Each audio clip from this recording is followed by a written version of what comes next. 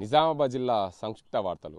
కామారెడ్డి జిల్లా ఎల్లారెడ్డి పట్టణ కేంద్రంలో భర్తను చంపిన భార్య భర్త తుకారాంను నిద్రావస్థలో మీనా హత్య చేసింది. ఆ ఘటనకు సంబంధించి పోలీసులు దర్యాప్తు చేస్తున్నారు. పూర్తి స్థాయిలో ఇటీవల కాలంలో భర్తలను చంపిన భార్యలు అనేకమైన పరిస్థితులు నెలకొనింది. అందులో భాగంగానే ఎల్లారెడ్డి పోలీసులు కేసు నమోదు చేసి దర్యాప్తు చేస్తున్న పరిస్థితులు నెలకొన్నాయి. మరోవైపు కిసాన్ సంయుక్త మోర్చా ఆధ్వర్యంలో బైక్ ర్యాలీ నిర్వహించారు. కేంద్ర ప్రభుత్వంపై మండిపడ్డారు. కిసాన్ సంయుక్త పార్టీకి సంబంధించిన నేతలు నిజామాబాద్లో ర్యాలీ నిర్వహించి దానికి సంబంధించిన ఎన్టీఆర్ చౌరస్తా వద్ద దానికి సంబంధించిన కేంద్ర ప్రభుత్వంపై మండిపడ్డారు. కేంద్ర ప్రభుత్వం రైతు వ్యతిరేక విధానాలు అవలంబిస్తుందని చెప్పి కిసాన్ సంయుక్త మోర్చా నేతలు మండిపడ్డ పరిస్థితి నెలకొంది. మరోవైపు భారత రాజ్యాంగ వజ్రోత్సవాలు నిర్వహించారు నిజామాబాద్ జిల్లాలో. ఇటు బీఆర్ఎస్ పార్టీ కార్యాలయంలో భారత రాజ్యాంగ వజ్రోత్సవాల సందర్భంగా అంబేద్కర్కు నివాళులు అర్పించారు. మరోవైపు నిజామాబాద్ జిల్లా కేంద్రంలోని అంబేద్కర్ చౌరస్తా వద్ద కిసాన్ వ్యవసాయ కమిషన్ మెంబర్ గడుగు గంగాధర్తో పాటు ఉర్దూ అకాడమీ చైర్మన్ అదేవిధంగా